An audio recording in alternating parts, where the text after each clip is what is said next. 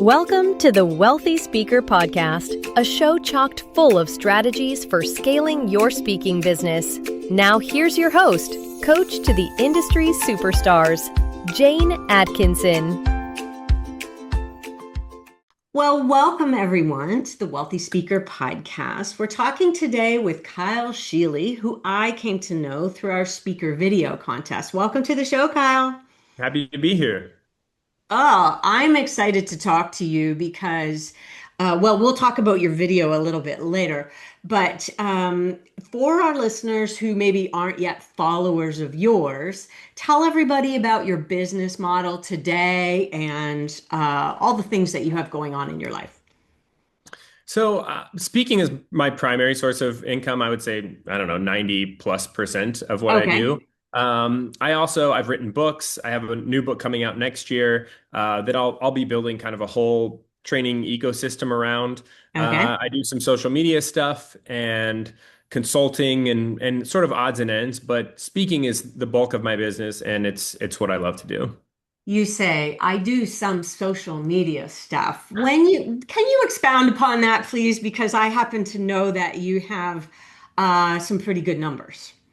Yeah, well, during the pandemic, this was before I was a corporate speaker. I was a youth speaker for 12 years. So I did like a million school Ah, assemblies and leadership talks for high school kids and okay. events that are for these groups called CTSOs, which are career and technical student organizations. So I did kind of paid my dues in that world. And Okay. then when the whole world shut down, I didn't really have anything going on. And I tell this story on stage actually that during the pandemic, I was just kind of scrolling on TikTok a lot because I had nothing else going on. And I would Yeah. send these funny videos to my friends. And one of my friends, this guy named Andy, he was like, Kyle, why aren't you posting on TikTok? You know, you're an idiot and all your projects are kind of dumb and like the internet loves stuff like that. And I resisted that for a long time because I kind of like I had been following TikTok since before the pandemic and I had seen like this initial explosion where people were just going crazy viral.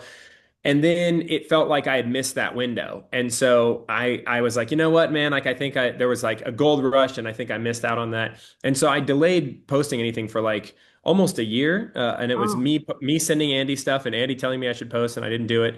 And finally, one day I was like, you know what? I'm an author, I'm a speaker. You know, all of that stuff gets easier if you have a big following and you get yeah. better opportunities. And so I was like, I'll just give it a shot. So I posted a TikTok video and nothing happened. And then I posted a second TikTok video and nothing happened. And this is true. I had 17 followers. And then I posted my third TikTok video, and 25 hours later, I had a million followers. What? Okay, so And what then was the third today, video? I need to know now. it was the dumbest thing you've ever seen in your life. It was, well, maybe not. If you're on TikTok, you've seen a lot of dumb stuff. But there's this photograph, a family picture. It was like an Olin Mills, Oh, Sears portrait studio kind of a thing. okay. And it's my whole family. And for some reason, only my dad had his head tilted. The Yeah, photographer must have tricked him into doing that. And yeah, so it's been like this inside joke in our family for a really long time that my yeah. dad hates this picture. And so I took it off the wall, I scanned it in, and then I fixed it so that my dad's head was straight and then everyone else's head was tilted. And I gave him that for Christmas. So the whole video, I think it was like 1 minute long, because at that point in TikTok history, you could only post 1 minute videos. And it was Yeah. just me telling this story. And it went insane. I had 2 million followers maybe a month later. Today I have 2.9 million followers. Ah, But when I say that I do some social media stuff, that's there is a sense of like, I don't know, false humility or something in that. But the reality is I don't really do as much as I used to. I kind of yeah. got burned out on it. And so and then Because you have to speaking started feed the taking off. beast, right? You have to feed the beast every day That's and what they tell continue. you. And it's Yeah, weird because like I remember after that happened, I got a manager for a little while and one time it's a very strange experience to go from 17 followers to a million followers in 25 hours. And I remember like I was like, I should probably figure out how this world works. And so I yeah, started, like researching and looking at videos of like how to do well on TikTok and stuff. And I was doing all the stuff that they said, like here's how you use hashtags, and here's the time of day to post, and here's how many times you should post and all that. And it just like felt so draining to me. And exhausting. also Yeah, it wasn't really working. And then one day I was like, wait a minute, the people giving this advice have like 150, 200,000 followers. I have 2 million followers. Why am yeah, I yeah, listening to yeah, what they're saying? yeah. And my manager pointed out that he said, you know what, Kyle, like when you do the thing that you're supposed to do, it never works out for you. And when you do the Mhm. thing that you want to do, it always seems to work out. So I would just do that. So I went back to doing that for a while, and that was really fun. And I'll be getting back into posting more content, especially this year, now that I finished my book and done the new demo video last year, and the new website's coming out soon. So I feel like I've Yeah. kind of cleared the runway of a lot of the big projects, and I'm going to be diving back in. That's awesome. And congratulations, I mean, for all of the success that you've had to date. Um, you're kind of like the idea guy. We're going to call this episode Crazy Results, Crazy Ideas. Talk about I'm thinking about your family portrait now. Talk about where ideas started to become a thing for you. And was that what you took to colleges, or was it something else to students? That was totally different. So I mean, I've been a creative my entire life. I happen to believe that all of us are born creative and all of us have tremendous gifts when it comes to creativity and innovation. But I Mm-hmm. was always on kind of the more visible, goofy side of that. And so Yeah. when I was in high school, I started a t-shirt company out of the trunk of my car. And because I was really involved on campus. So I was student body president. And so I was in student council and I played sports and I was, doing community service stuff for school. And so I didn't really like have a window of time where I could get a part-time job. And I had a part-time job a couple times. And I always ended up in this situation where I basically was only able to make enough money to drive to work and back and pay my insurance. And so I Right. was like, there's got to be some better way. And so I found I borrowed a laptop from a buddy of mine and designed my first T-shirt. t-shirt, which was this like really poorly done drawing of an elderly woman walking with a cane. And then it just said osteoporosis is bad to the bone. And that started this whole like journey of I sold out of those shirts and then I took that money and I used them to buy another design of shirts and I just kept kind of doing that. And then that was my senior year of high school. And then my like that summer and going into my freshman year of college, I ended up like pitching Urban Outfitters and getting my shirts distributed in Urban Outfitters. And so that was kind of this like really important juncture for me. And I talk about this Yeah. on stage as well. It's kind of my opening story.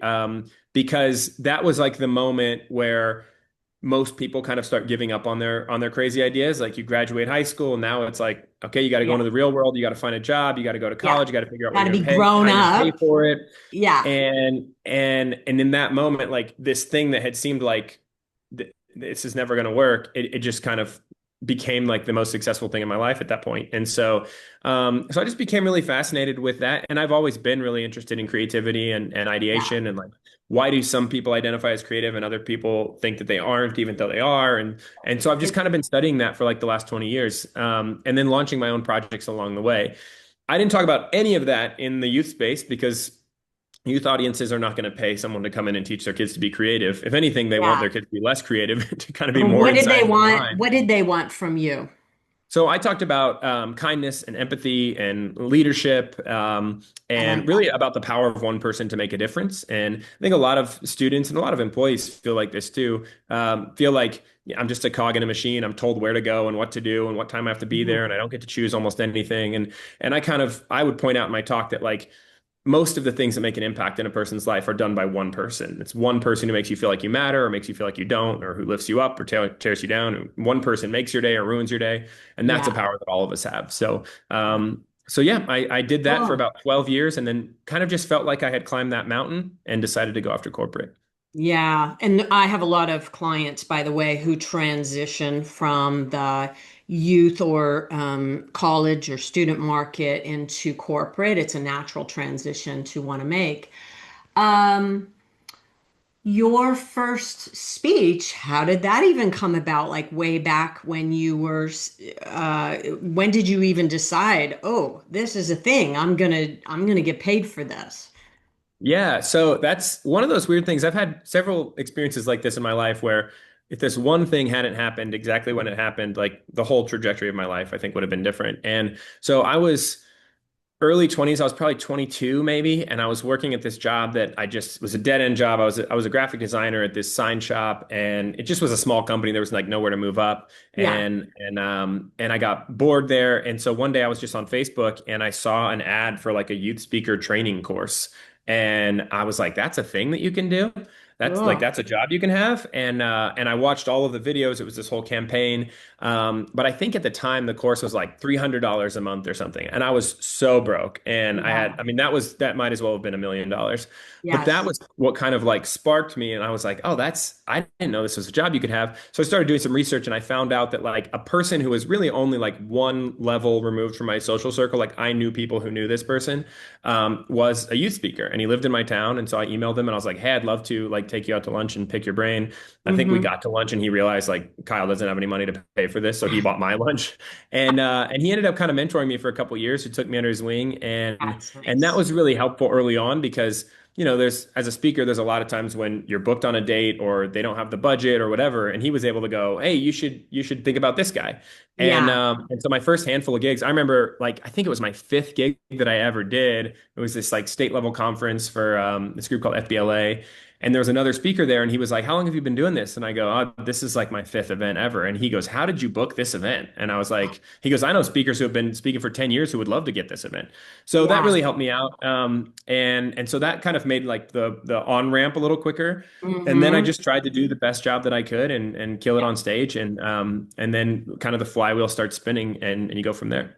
Yeah, we call that be good marketing. You're just so good that other people hear about it and then you get booked and you get booked and you get booked. And how much of your business today in the corporate world would you say comes from word of mouth? Oh, almost all of it now. When I first got started, I mean, I built my business in the youth world and the corporate world the same way, which was just Hmm. direct outreach and a ton of it. And it's fascinating. I'll be interested to hear or to see like how this podcast resonates because I get outreach from people all the time, other speakers who are like, "Hey, I'm struggling. Like, what can I do?" And I'll tell Yeah, them this is exactly what I did. Here's exactly the system that I used.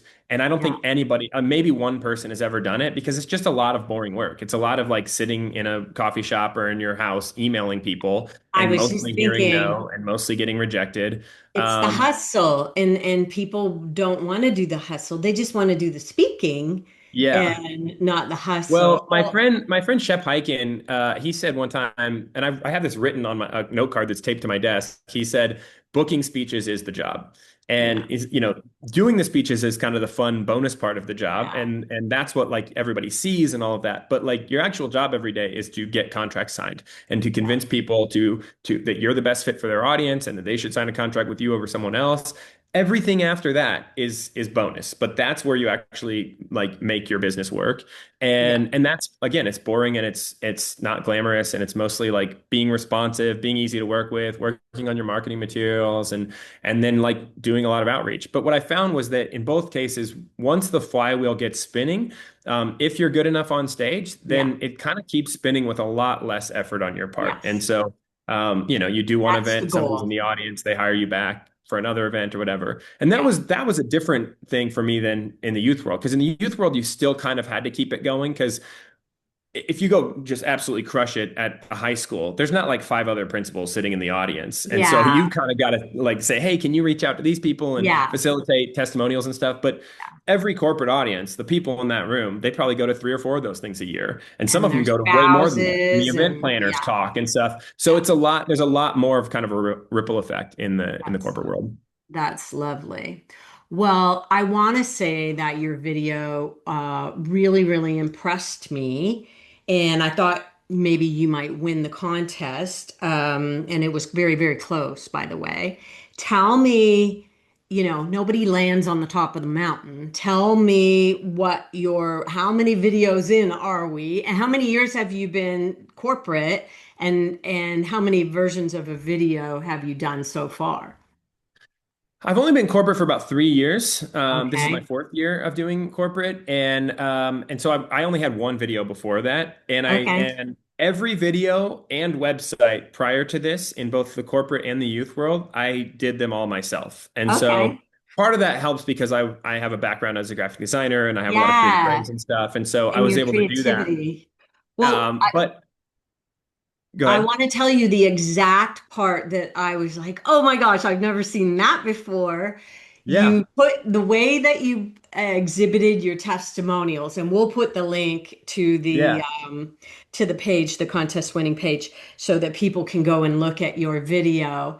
the way that you presented your testimonials, I'm like, oh my God, I've never seen that before. That sold me in what, 30 seconds, I think it was. It was like it's a picture of you in your office or something, and on the floor is a 3 or 4 word testimonial and who it was from. And Yeah. I'm like, Yeah. And there's one cool, on the that is wall. And then so I put, good.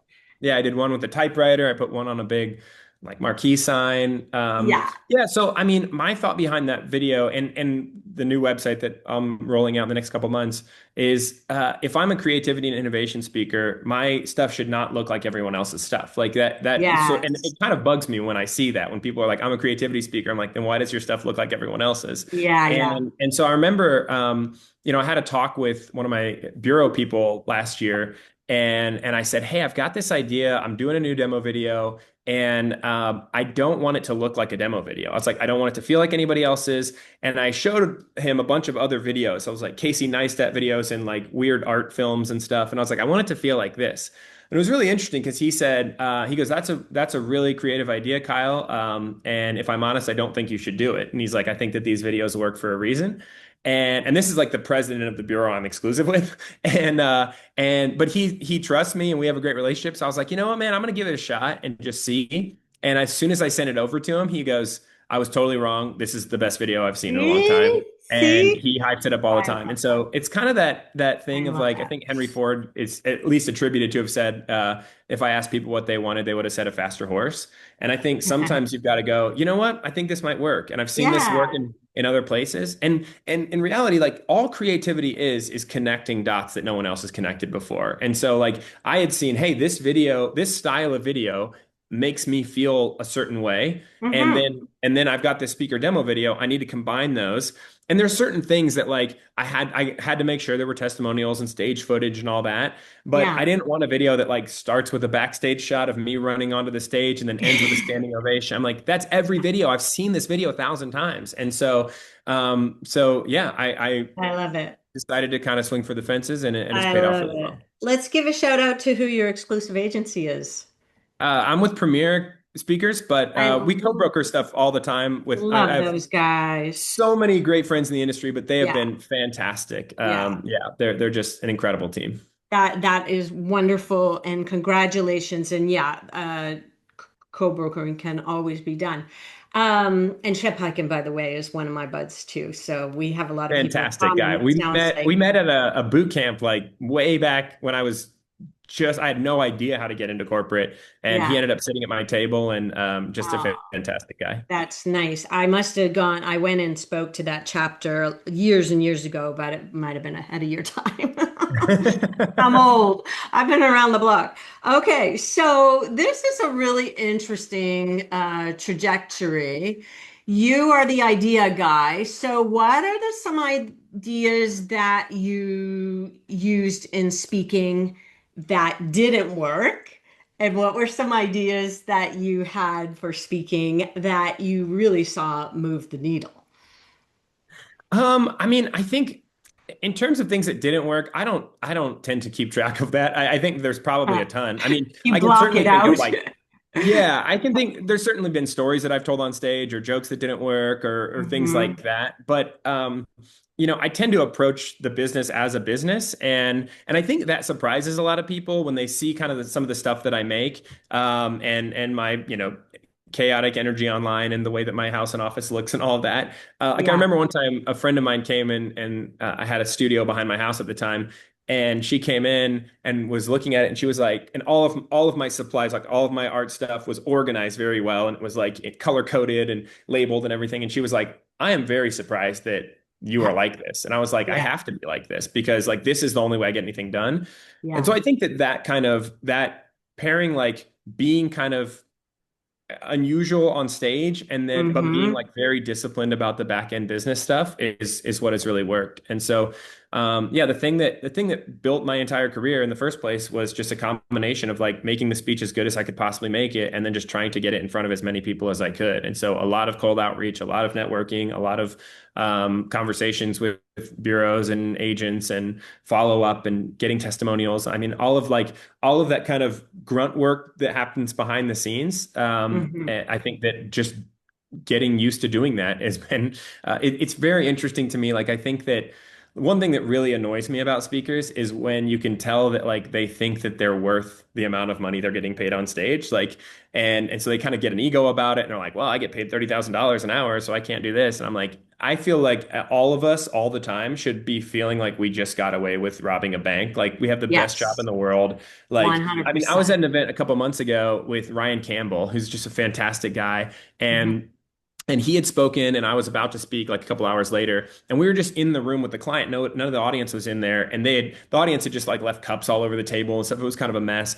And the client was kind of walking around and picking that stuff up. And Ryan and I just started like, nobody asked Help, us. We just on our own. We're helping. like, hey, Yeah. let's do this. And the client was like almost like embarrassed or like, you don't have to do this. No, you guys should be getting ready. And we are both like, why would we I not do paid you this? both Like, a lot of money. yeah, and I was like, yeah, you paid me enough that I can pick up some cups. And Yeah, it was yeah, yeah. fascinating. Like those little moments, I feel like so often make the difference. Yeah. I mean, I end all of my like pre-event calls and client calls and stuff, and I always say end in the same way, which is with I just say, hey, gratitude. Like I know there are a lot of great speakers out there, and I appreciate you picking me. And I Yeah. just if you've been doing this for longer than 5 minutes. You've probably unfortunately gotten to work with like a diva who shows up on site and it's just a total pain to work with. Yeah. And I by that point we've had like, half an hour call and I go, I think you've probably picked up on this by this point, but like I'm not that guy. And so Yeah. if there's anything I can do to make your job easier, please don't hesitate to ask. And when we're on site, like I give them my personal cell phone number and I'm like, hey, Yeah. if things need to shift up or back or whatever, like here's when I'm flying in, here's when I'm leaving.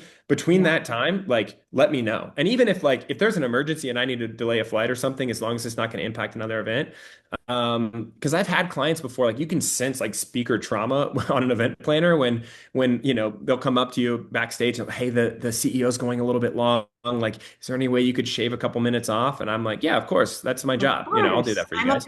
And they professional. always This is act what I like they're like, do. well, the last guy ripped my head off when I said that. I'm like, Oh that's my insane. gosh. So yeah.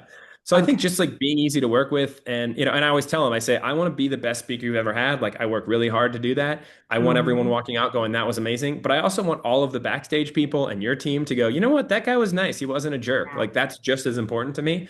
Yeah. There's no like, I can't measure an ROI on that. But I just think like over time, like people go, oh, That's where Kyle's the easy word to of work mouth with. comes He's from. great. Yeah. Yeah. So, So the bad word of mouth spreads just as quickly. And I will say, because of the price range that you're in, you are probably sharing the stage with people who aren't necessarily speakers by trade, but they might be celebrities by trade. And that comes with a whole different ball of wax. yeah, I think a lot of speakers have your idea of being easy to work with. Um, but I think there's a lot of speakers in those upper kind of celebrity leagues that, they just show up and say some stuff and get a standing yeah. ovation Well, and because of who they are. And, I love it when a celebrity really like tailors to the audience and looks like they've actually attempted to do some work in yeah. order to connect with the audience. Yeah, I think it just depends on like speaker is such a weirdly broad title Yes. because in reality like we have different jobs. I mean, I am kind of a combination of like content and entertainment and I because the thing that people always say like clients are like, "Oh, he was so funny, but he also had all these great takeaways." There are Hmm. other speakers who are like incredibly dry and boring, but they're going to tell you how the economy is going to change in the next six Yeah. months, and that And might it's save you a ton of important. money. And Yeah. the client's like, yeah, it was really boring to listen to, but I saved $500,000 or whatever. And Yeah. then there are other clients like Peyton Manning coming in to speak. He's going to put butts in seats, but because his name is on the thing, people are going to come see Peyton Manning. People at Yeah. this stage of my career are not going, "Oh my gosh, Kyle Scheele's going to be there. I'll buy a ticket." And so It's those are just coming. different It's coming, jobs. Kyle. Yeah, we hope so. I'm grateful for where I'm at now. If I never get past this, I have the best job in the world. But those are Yeah. just different jobs. And in the same way, you're not like, if you have an event plan or whatever, some of them do jobs that other ones don't because of the Yeah. scale of the event or the intention of the event or the goal or whatever. And the same thing is true for speakers. So with the job that I have, I'm always trying to go, how do I do the best at this particular job? And the Yeah. reality is for celebrities, I mean, I know of a very, very famous celebrity who canceled an event last minute because they wanted to go to a basketball game. And I mean, they were getting paid hundreds of thousands of dollars, but that's just a drop in the bucket for this person. And they were like, well, this basketball game's happening, and they Buy canceled me on the out of client. that. I Yeah. would never ever do that. But the consequences for that person are essentially not any Yeah. because like and when you talk to bureaus, they'll tell you like we warn our clients if you book a celebrity, here's what the process is going to look like. Here's Yeah. what will likely happen. And so, it's just kind of a different side of the industry and it's not like if I ever get there, I hope that I don't turn into a giant diva. You But but I know yeah, you won't. I want to just cover one thing that you say in your speech about somebody in your organization has an idea that can solve the problem that's keeping the CEO awake at night. Say more yeah, about that, just because I think it's such a good point, and it's like to me, that's your speech right there. yeah. Like, you just Yeah, keep building on so that. Harvard Business Review published an article last year, and they had surveyed all these CIOs, like chief innovation officers, at really big companies, and they said that all these leaders overwhelmingly agreed that when their teams were given the bandwidth to explore a challenge internally, they found that the solution already existed inside the organization 70% of the time. Mm, And so 70% of the time, somebody in that room already knew how to solve the problem, but they hadn't yeah, been asked, or they didn't feel like their ideas got taken seriously, or they didn't know it was a problem in the first place. yeah, And so often companies they go and they hire some expensive outside firm or consultant or they yeah. try to hire somebody Solve it. new. And then that leads to discord because people are like, I mean, how many times have you heard the story of like a consulting firm presenting a finding and the Yeah. employees are like, we've been saying this for 5 years. And Already do so that. Yeah. and then they paid all this money and now the employees are upset. And so I'm like, if you just ask people, and I Yeah. had a client I was doing some consulting work with one time, and they're a chemical company that makes this like green renewable chemistry, and they were doing a lot of really cool work replacing really nasty chemicals in like the oil and gas world. Mhm. And then one of their chemists was at a conference, and another chemist said, "Hey, your chemical is really interesting. If you guys could get it to do this one other thing, like I think that would open up a lot of possibilities for us." And he's like, "Oh, we could do that." So they go back and they make a new formula that turns into like this whole new line of revenue, like millions of dollars.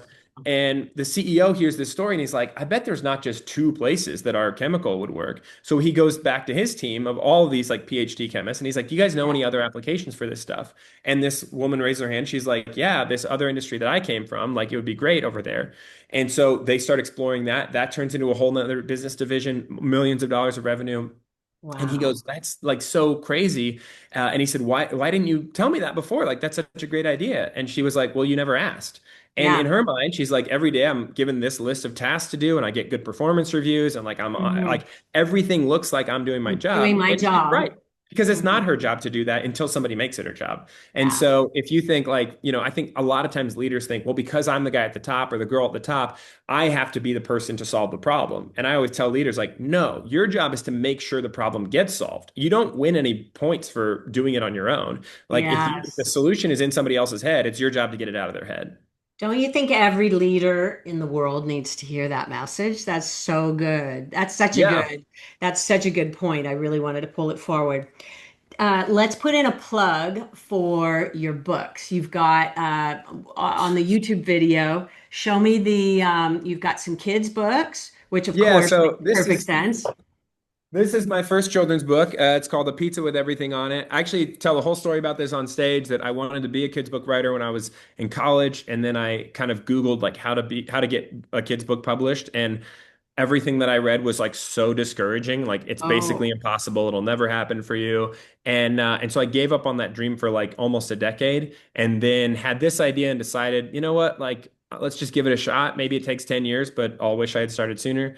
And this is my first real traditional publishing deal with Chronicle Books. It's become like incredible. Amazon called it one of the best children's books of the year. They put it in their catalog with like wow. billboards and stuff. Congratulations. And then they asked for a sequel, so we did this one called The Sunday with Everything on It. This is about a kid and his mom. The Pizza with Everything on It is about a pizza that destroys the universe. This is about the same kid going on an intergalactic ice cream adventure. Both very serious books.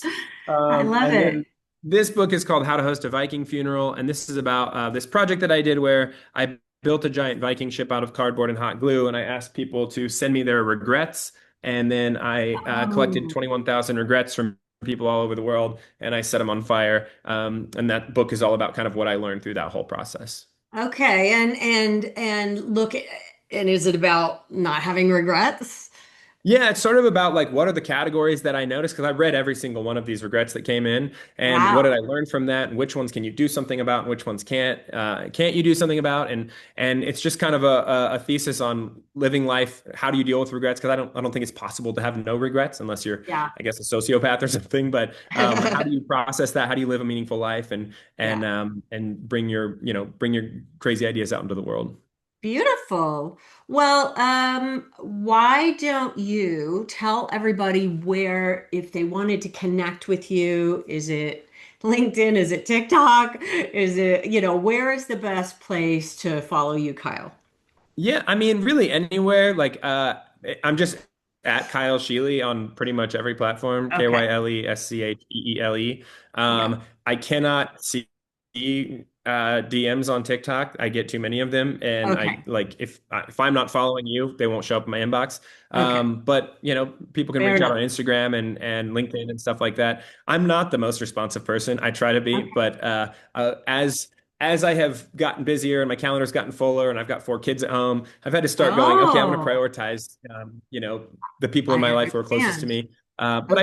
I try to help as many people as I can because a lot of people helped me when I was coming up. Well, that's wonderful. And feel free to people who you want to go, are you really in this industry or not? Send them over to the Wealthy Speaker 3.0. That's a great way for them to see whether or not they have sometimes it scares people away. Sometimes they'll Yeah. just dive right in and do all the things. So, yes, thank you so much for taking your time and being here with us today. I'm absolutely honored that you said yes. And for those of you listening in, thank you for taking the time and sharing your speaking journey with us. All right, with that, we're going to say, see you soon, wealthy speakers. Bye for now, everyone. Thanks for listening to the Wealthy Speaker Podcast. If you need help scaling your speaking business, head over to speakerlauncher.com and chat with us.